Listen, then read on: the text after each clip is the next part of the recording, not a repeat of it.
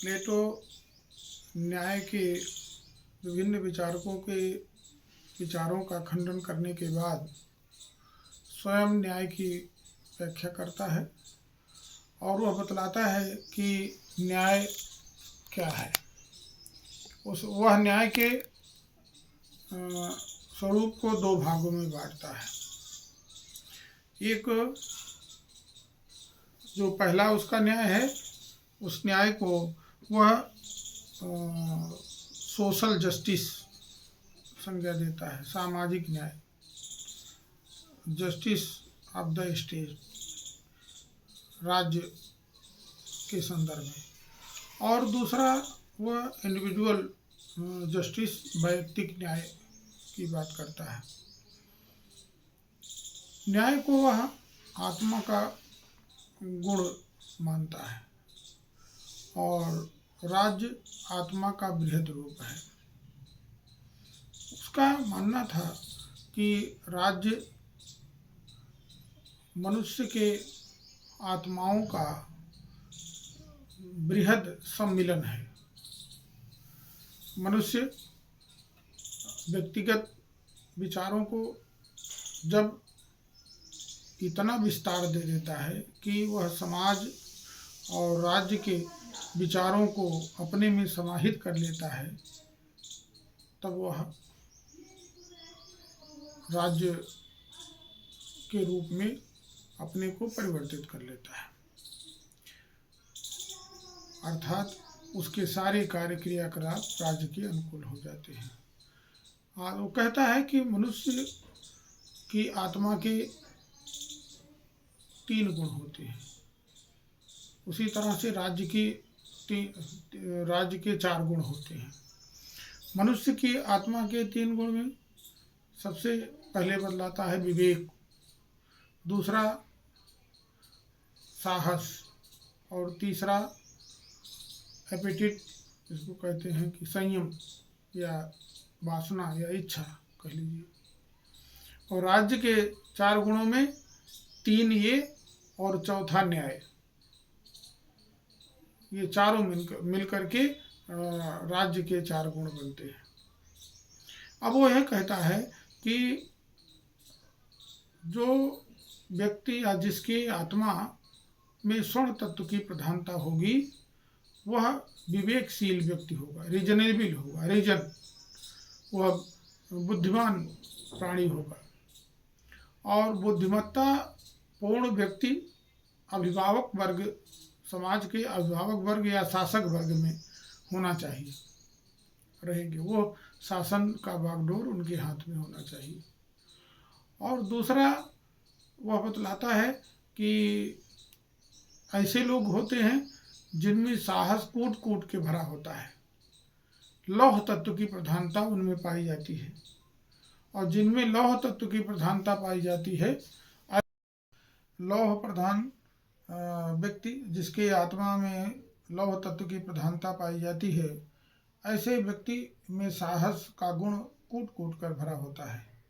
ऐसे लोग साहसी होते हैं और वह अपने साहस के बल पर सेना में अगर भर्ती हो जाएं और वह कार्य करें तो बड़ी कुशलता से कर सकते हैं, क्योंकि ये उनके प्रकृति प्रदत्त गुण की विशेषता है।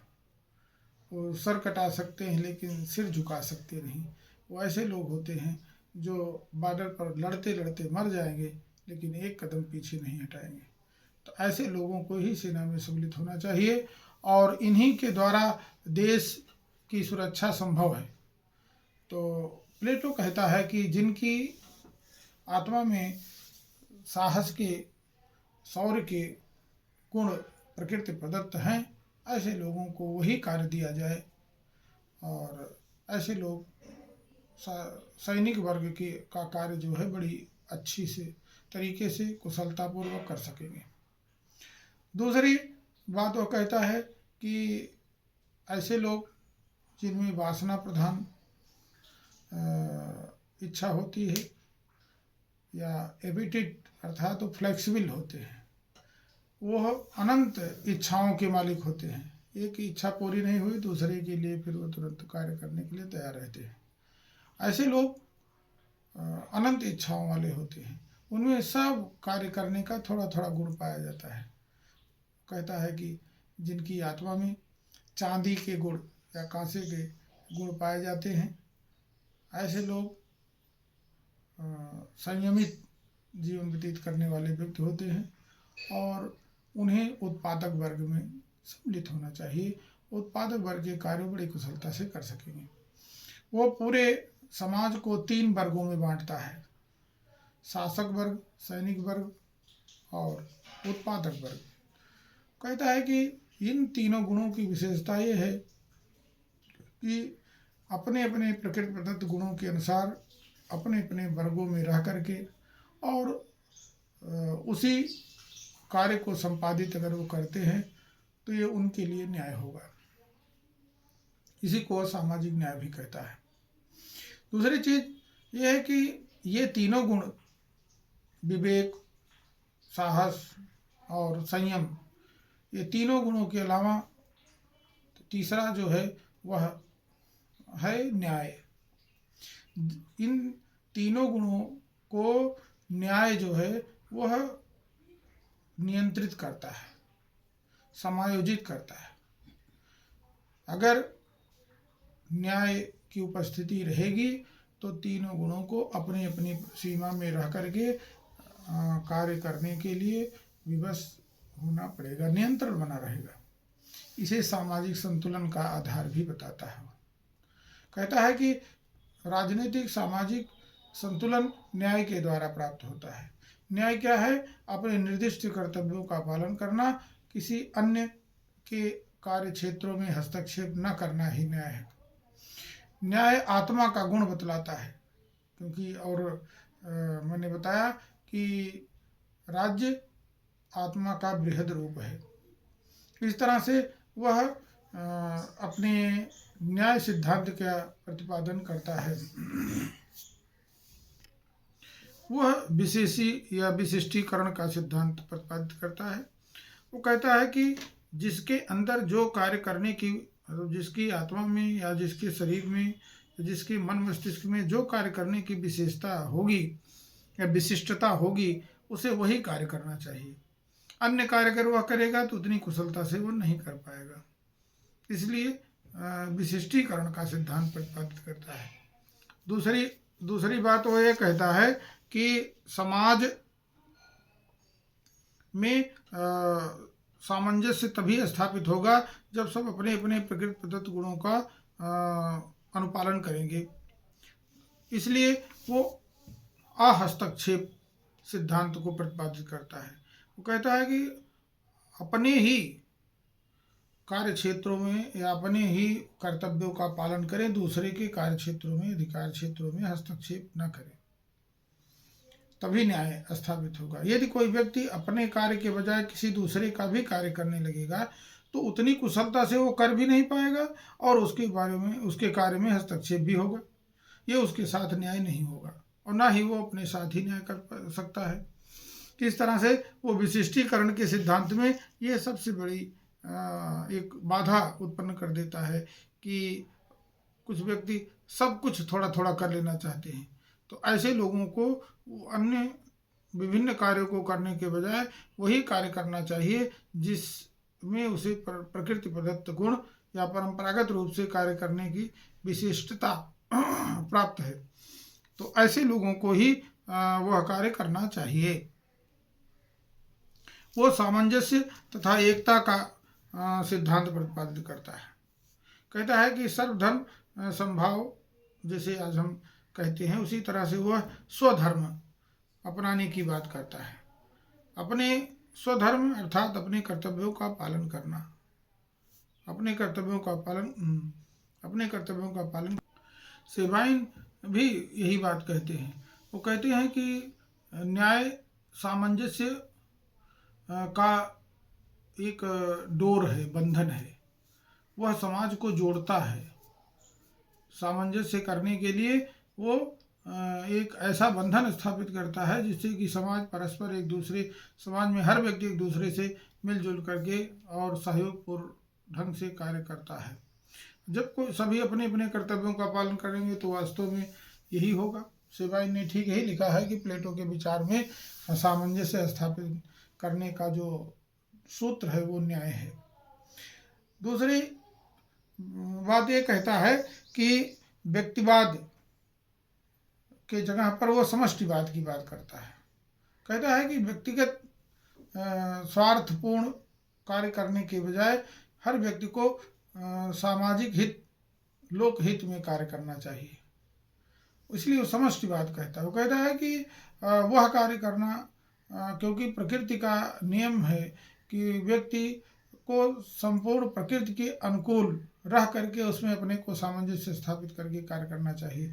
तो उसी तरह से वो बतलाता है कि समाज में सभी को अपने अपने धर्मों का पालन करते हुए और दूसरे के कार्यों में हस्तक्षेप नहीं करके अपने उत्कृष्ट गुण कला को प्रदर्शित करते हुए समाज के विकास में सहयोग देना चाहिए।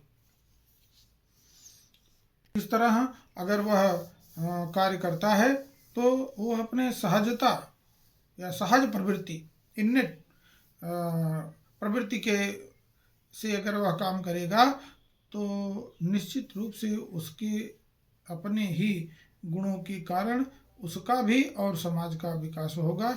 ये मनोवैज्ञानिक कारण वह बतलाता है। कहता है कि मानसिक रूप से भी उसे संतुष्टि भी प्राप्त होगी और उसे अच्छा भी लगेगा, कार्य करने में उसे उत्सुकता भी होगी, क्योंकि जिसके बारे में वह विशेष रूप से जानता है, कार्य करने की कुशलता उसे प्राप्त है, वह कार्य करेगा, सहजता से होकर ले जाएगा और उससे और भी उत्कृष्ट बनाने की चेष्टा करता रहेगा।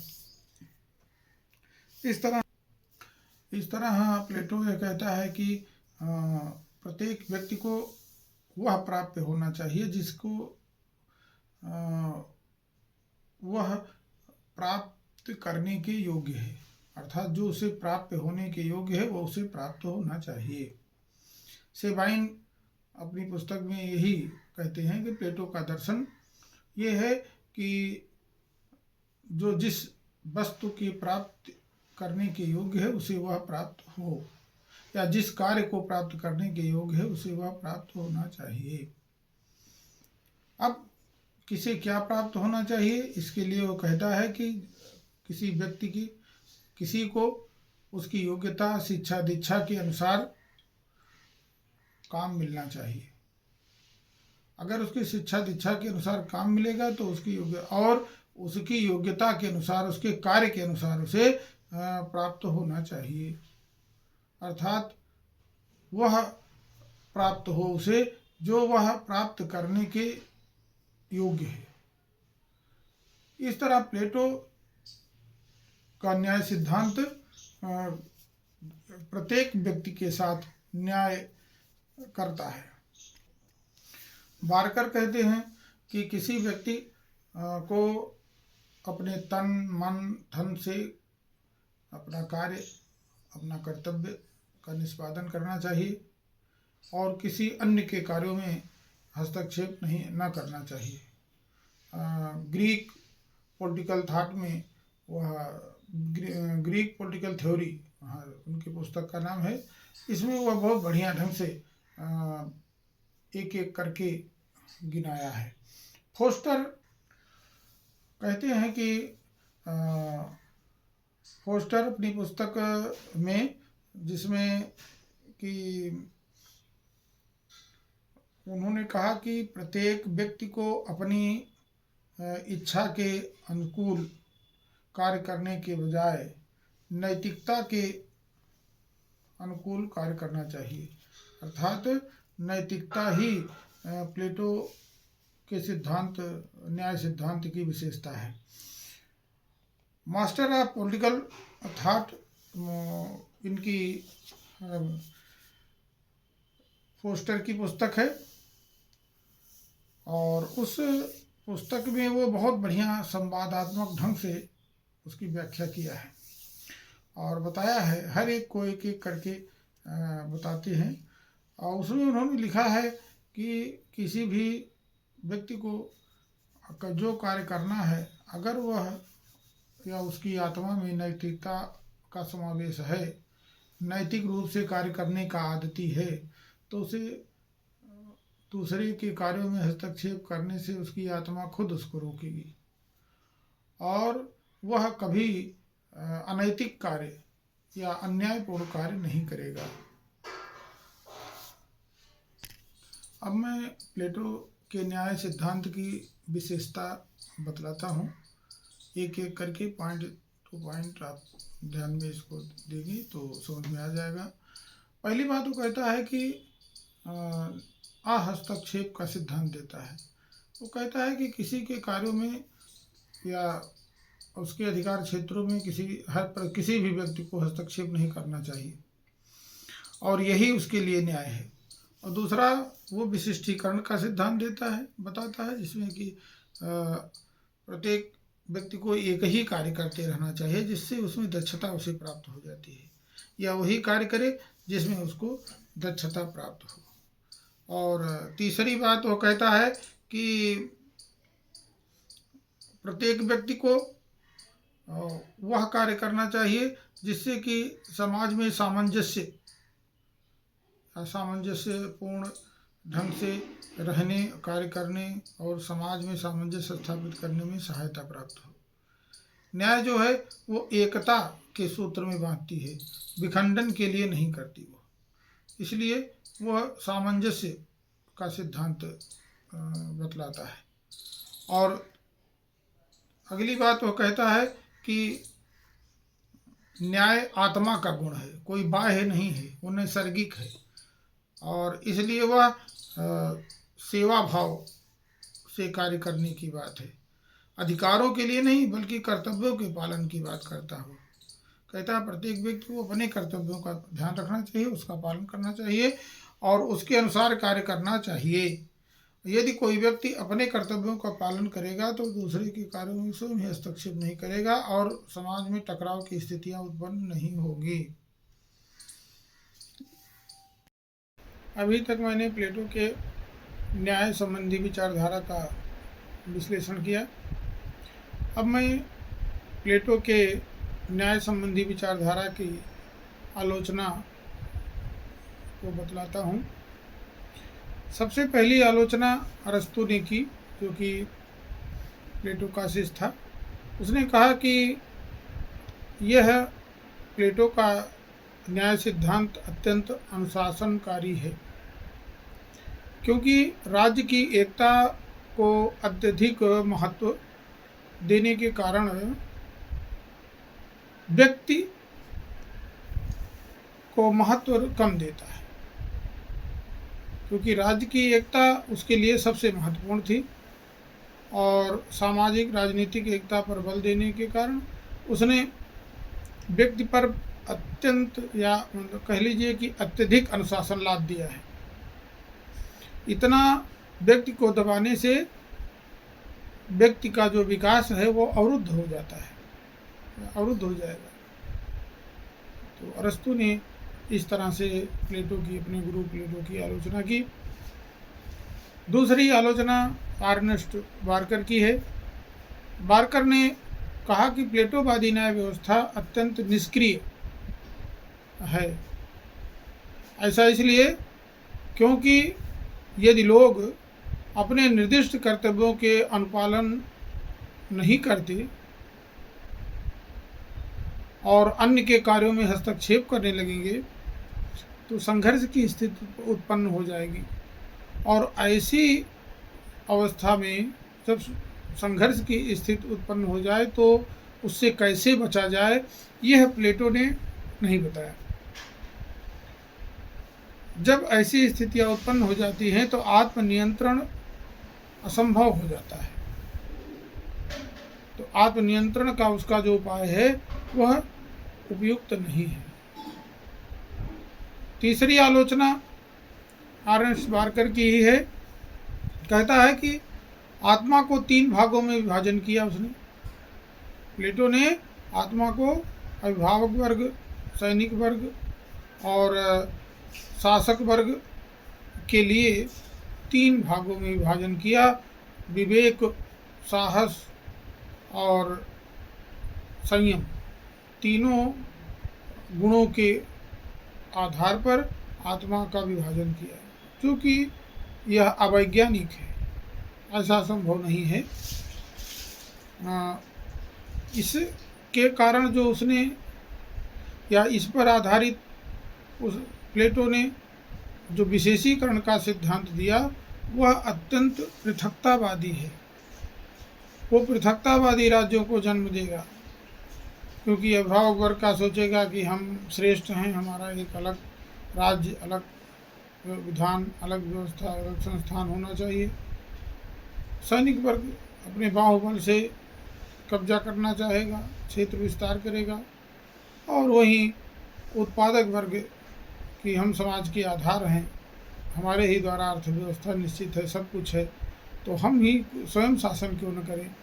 इस तरह की चीज़ें, ये पृथकतावादी विचारधारा है, को बल देगा।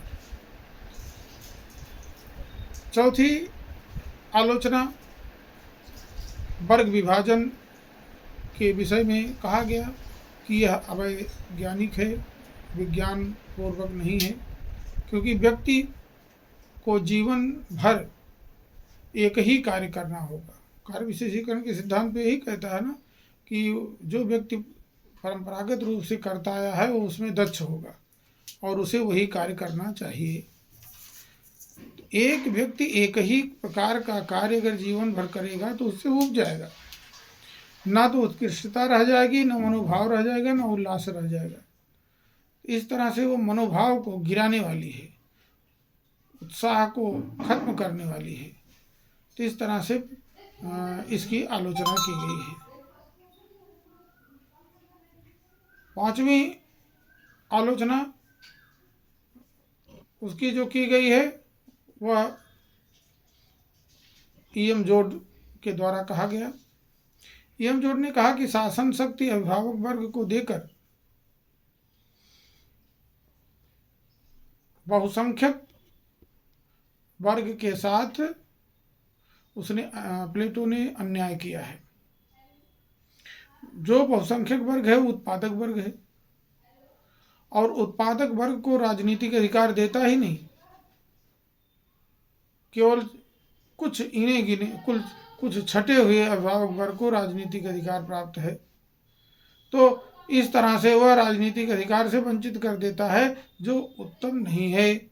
ईएम जोड ने प्लेटो को सर्वाधिकारवादी और फासिस्टवादी कहा है। क्रॉसमैन उदारवादी मान्यताओं पर सबसे क्रूर आक्रमणकारी करार दिया क्रॉसमैन ने, और कार्ल पॉपर ने कहा कि प्लेटो का न्याय न्याय नहीं है, और ना ही उसमें नागरिकों के अधिकारों का वर्णन है, और ना ही उसकी रक्षा के लिए कोई संवैधानिक उपचार ही बताया है, ना ही कानून के समक्ष समानता प्रदान करता है, और ना ही राज्य के या राज्य से प्राप्त लाभों का उपभोग करने का अधिकार देता है। छठी आलोचना कि प्लेटो के इस न्याय व्यवस्था में भ्रष्टाचार में वृद्धि होने का भय है।